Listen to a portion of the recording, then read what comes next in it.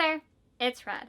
So what's super exciting is I was about to run off to go to school, and I looked at the time and I realized that I had a few minutes to film at least one more video for you guys. And I am all about the pre-filming. If you guys have a busy schedule, you understand that pre-filming saves our lives. So I'm really, really happy and excited about this. And I feel like this is a good opportunity for me to finally film the start of a new series I've been wanting to do for a while now.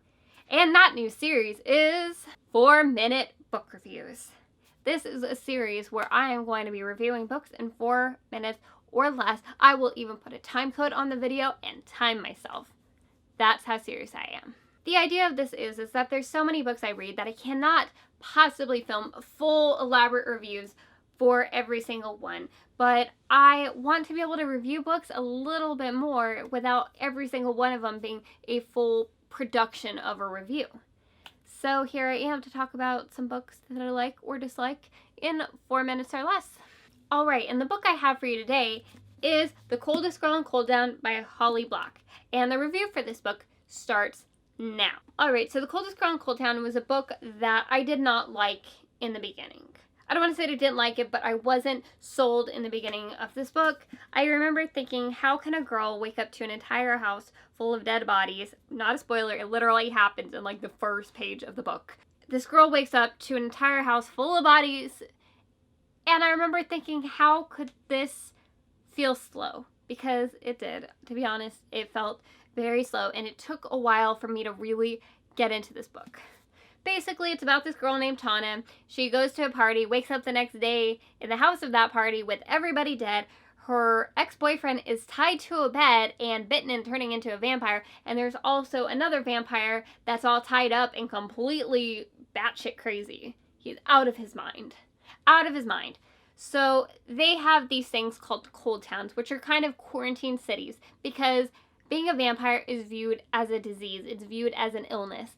And when you have this disease, you are placed into a cold town to quarantine you. So she, along with her ex-boyfriend, which we already see how that's going to go, and this crazy, out-of-his-mind vampire, get in the car and head to the nearest cold town with other vampires trailing behind them, trying to catch them for whatever their crazy vampire reasons are.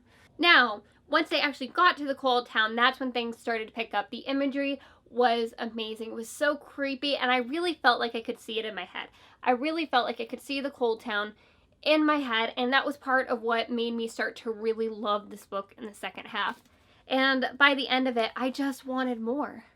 I wanted so much more. It makes me furious that there's no sequel to this, because I really started to fall in love with the scenery and the imagery and the characters and the world and the cold town, only it's ended, and it ended pretty well. It actually ended pretty well, so I can't even be upset with the ending. I'm just upset because it's a standalone and I just want more. And I believe I rated this a 4 out of 5 on Goodreads. With the fact that it started off slow and I still ended up loving this book, I can't help but recommend it to you guys, and I will tell you, stick it out. Stick it out before you decide whether or not you like this book, because I thought I almost put this book down. I almost did not finish it just because the very beginning was very, very slow for me, but I loved it, loved it, loved it by the end, and now it's one of my favorite vampire stories.